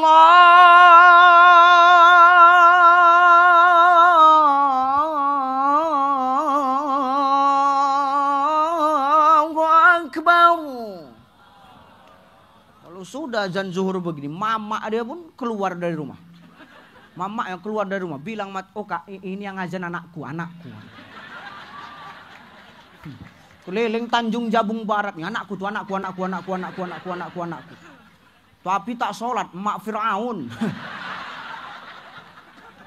Hati-hati ya Pak. Maka masjid ramai tergantung siapa yang memanggil. Tuh. Pertama. Yang kedua, masjid ramai tergantung apa? Siapa yang mimpin Pak Bupati. Ini harus Bapak pikirkan. Apalagi nanti mau Ramadan. Supaya ramai masjid, Pemkab Masjid Raya tuh. Pilih imamnya. Pilih supirnya. Jangan atuk tuh lagi yang maju. Atuk tuh maju juga, tak ada seninya. Maju atuk tuh, apa kata atuk tuh? Luruskan saf, rapatkan barisan.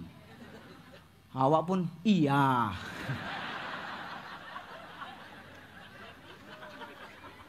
Allahu Akbar.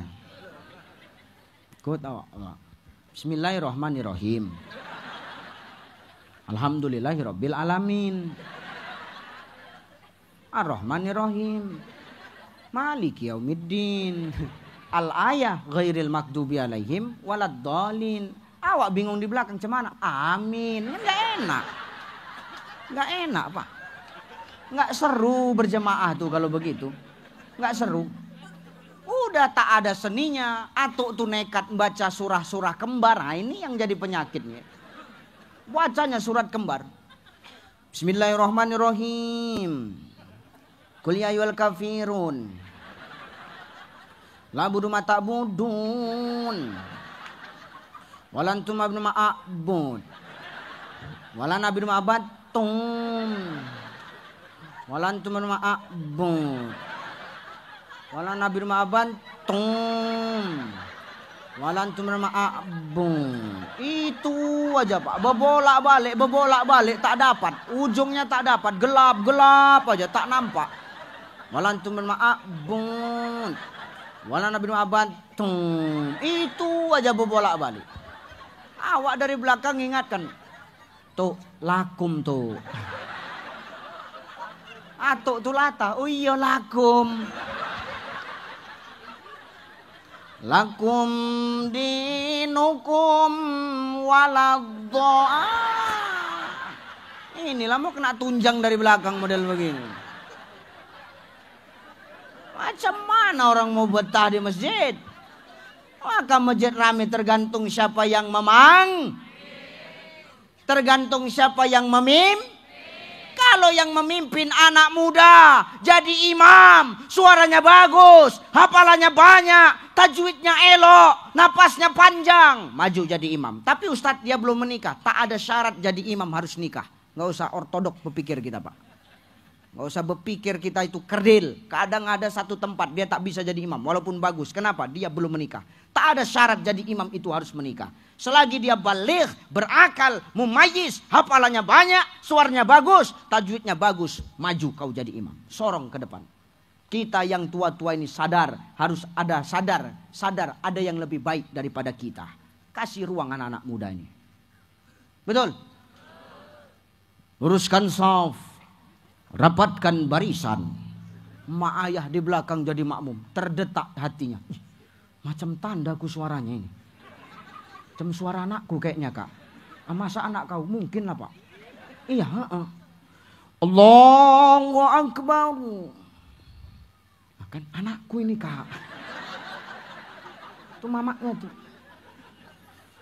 Bismillahirrahmanirrahim. Alhamdulillahi rabbil alamin. Ar-Rahmanir Rahim Maliki Yaumiddin Iyyaka na'budu wa iyyaka nasta'in.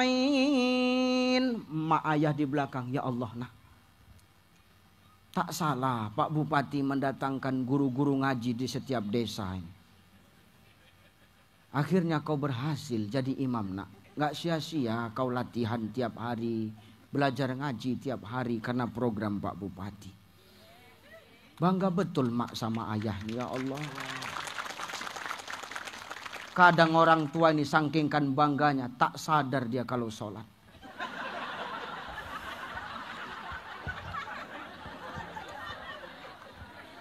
Oh kak, anakku kak. Anak kau tak bisa imam macam anakku, tak bisa. Anakku yang bisa, anak kau tak pandai. Anakku ini. Tetangga emosi, aku tahu ini anak kau, cuman ini sholat mulut, kau diam.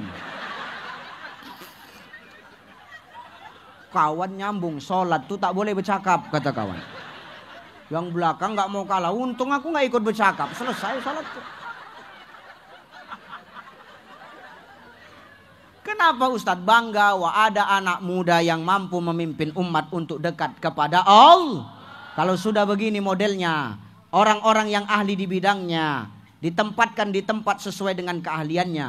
Yang ahli di masjid, yang ahli azan, dia azan. Insya Allah itulah yang akan mendatangkan umat jemaah untuk cinta kepada masjid. Ramai masjid, berkah datang, kesombongan hilang, kerjasama dan sama-sama bekerja antara pemerintah dengan masyarakat akan mudah untuk dilaksanakan. Kenapa? Keegoisan hilang, kesombongan hilang, yang ada adalah sifat saling bahu-membahu. Berat sama dipikul, ringan sama dijinjing. United we stand, divided we fall. Apa kata Jenderal Sudirman? Coba dan Ramil, apalah Jenderal Sudirman? Kalau kata Jenderal Sudirman, dia pernah berpesan tentang nilai-nilai persatuan dan kerjasama. Apalah kata dia? Kalau memang Bapak tentara, bilang apalah? Kata Jenderal Sudirman, Panglima Besar Jenderal Sudirman mengatakan, tidak akan ada kemenangan tanpa adanya kekuatan. Kekuatan tidak akan terlahir tanpa adanya persatuan dan kesatuan. Persatuan dan kesatuan tidak akan pernah tercipta tanpa adanya silaturahim dan kerjasama di antara kita. Dan semua itu berawal dari mas. Berawal dari mas. Kalau masjid sudah ramai dengan jamaah, keegoisan hilang, kesombongan hilang, kerjasama dan sama-sama bekerja akan mudah terbangun di negeri Tanjung Jabung Barat ini adanya. Amin. Amin. Allahu Akbar. Dah, itu aja lah. Itu aja ya Pak Bupati ya. Dah ya, Pak Udan Ramil dah ya. Satu, hidup ini ujian. Tidak pernah lepas manusia hidup, makhluk hidup, hamba yang hidup beriman kepada Allah dari yang namanya ujian. Allah memberikan ujian karena Allah sayang sama kita. Allah ingin kita menjadi dewasa dalam menghadapi hidup dan kehidupan ini. Allah ingin tahu amal siapa yang paling baik. Allah ingin tahu siapa yang paling setia hambanya ketika diuji oleh Allah Subhanahu wa ta'ala. Intinya Allah ingin kita berhati-hati di muka bumi. Karena Allah mau tahu supaya kita tahu setelah kehidupan dunia ada kehidupan yang lebih kekal dari kehidupan dunia, yakni kehidupan akhir. Yang kedua, perbanyak zikir bulan Rajab supaya hati kita bersih, kita ngurus porsi kita, nggak ikut-ikutan ngurus porsinya orang. Kenapa? Supaya hati kita bersih sampai kepada Ramadan. Hati yang bersih akan dihinggapi dengan ijazah takwa di ujung Ramadan oleh Allah Subhanahu wa ta'ala. Yang ketiga, Rasul Allah menyuruh kita untuk kembali kepada masjid. Agar sekiranya apa? Lewat masjid kesombongan hilang, berkah datang, kerjasama dan sama-sama bekerja di antara kita akan mudah terbangun dengan api demi menciptakan kemaslahatan bersama, kemaslahatan umat. Insya dah itu aja. Insya Allah jadi latihan sebelum masuk neraka. Amin. Tidak nauzuh. Insya Allah panasnya kita kalau hari ini ikhlas maka panas ini nanti akan menjadi penyejuk kita di surganya Allah. Amin. Nanti panas ini yang kita rasakan kalau kita ikhlas, insya Allah panas ini nanti akan menjadi penolong bagi kita di hadapan Allah Subhanahu wa ta'ala. Amin. Insya Allah. Ini luar biasa ibu-ibu ya. Semua yang hadir ibu-ibu, yang di atas, yang di bawah, bawah teratak, bawah payung, semua ibu-ibu. Insya Allah ibu-ibu yang hadir ini semua wanita-wanita salihah. Amin.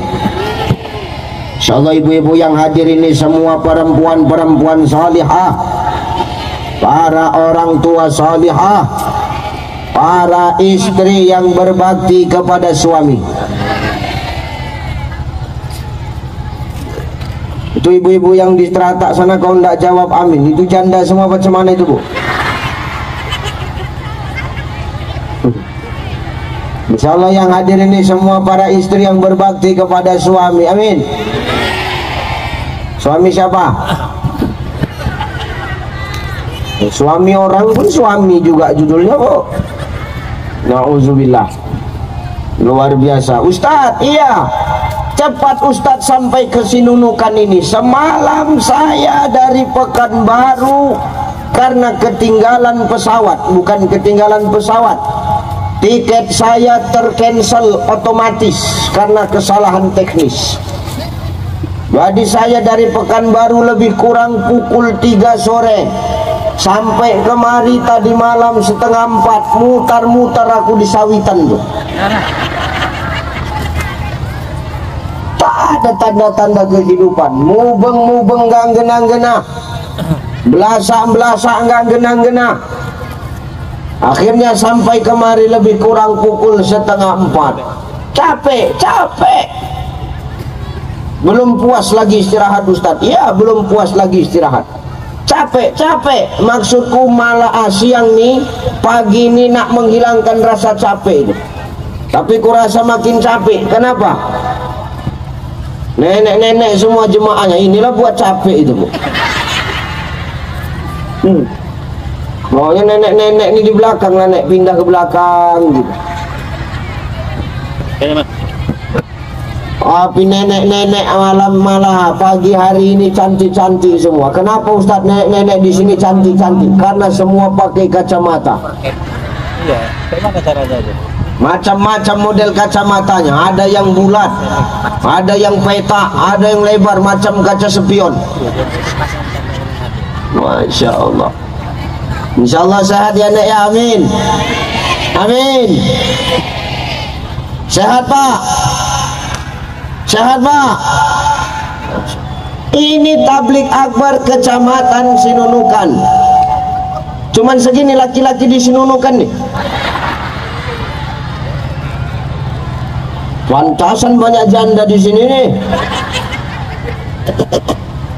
Sehat ya pak ya.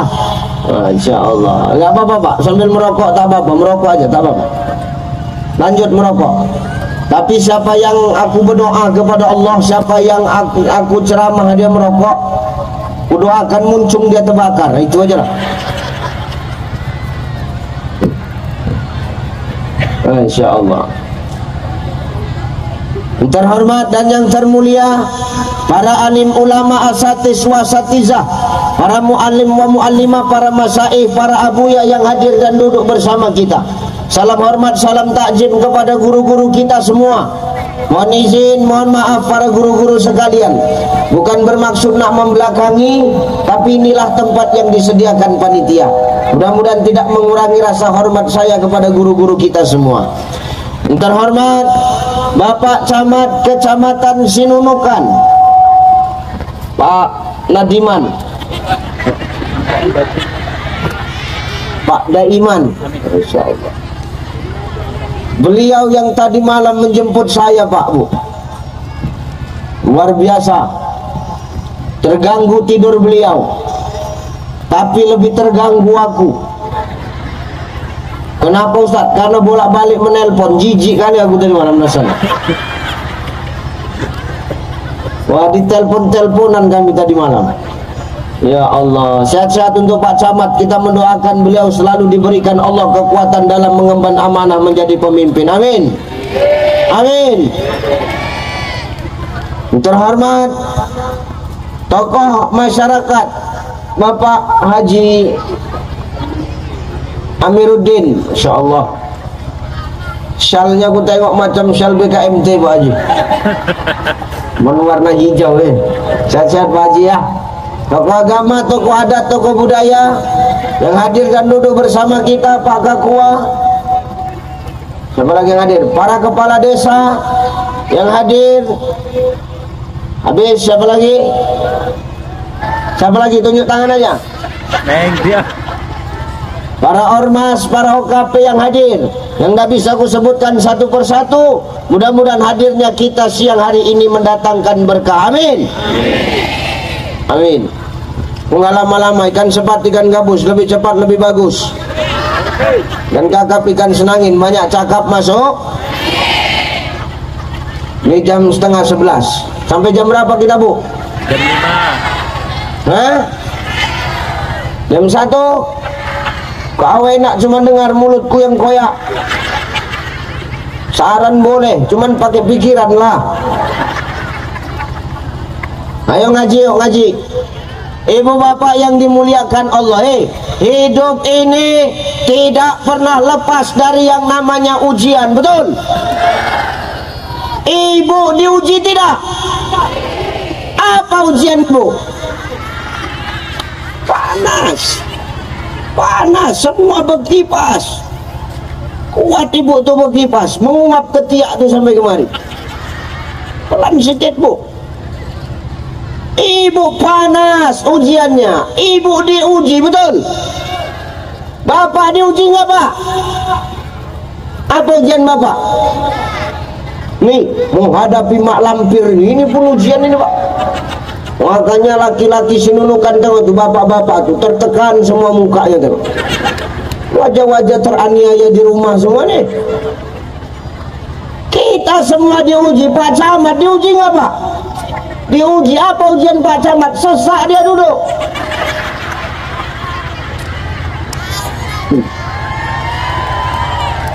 Kenapa sesak? Apa tak sesak mengganjal itu aqua galon?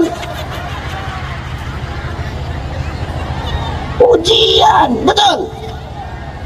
Ustadz Ucai diuji tidak? Apa ujianku?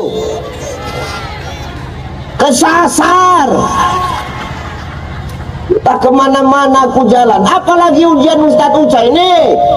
Sepanduk pun ini ujian ini. Jangan kau pikir bukan ujian. Hari ini bangga awak, foto awak terpampang di mana-mana, muka awak terpajang di mana-mana. Bangga kita hari ini.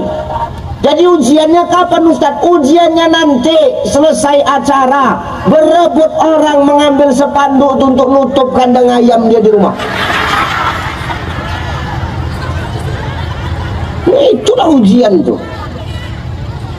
Maka hidup ini semua uji.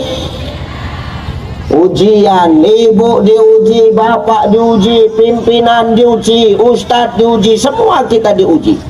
Nih sekarang aku nak bertanya nih. Jadi ustadz, ujian yang paling susah, yang paling kita hadapi di muka bumi Allah nih, ujian apa bapak ibu? Hah? Bu? Oh bu? Bu? Jijik kan aku nengok orang ini. Dipanggil nyaut lah bu. Nah, ini kuat tim janda tadi itu, karena janda semakin di depan. Bu, ujian yang paling susah itu apa? Panas. Itu udah lama ditinggal lakinya itu, kepanasan dia itu. Ujian yang paling sulit, yang paling susah di muka bumi ini adalah ujian kesusahan atau kesenangan. Nah, bu? Bu? Bu? Ujian susah atau ujian senang? Susah. Ujian apa pak? Susah apa senang? Hah? Apanya Pak? Udah berat kali hidup nih rupanya. Ujian susah atau ujian senang Pak? Sana senang, sini susah. Kenapa beda jawabannya? Berantem kalian di rumah? Ujian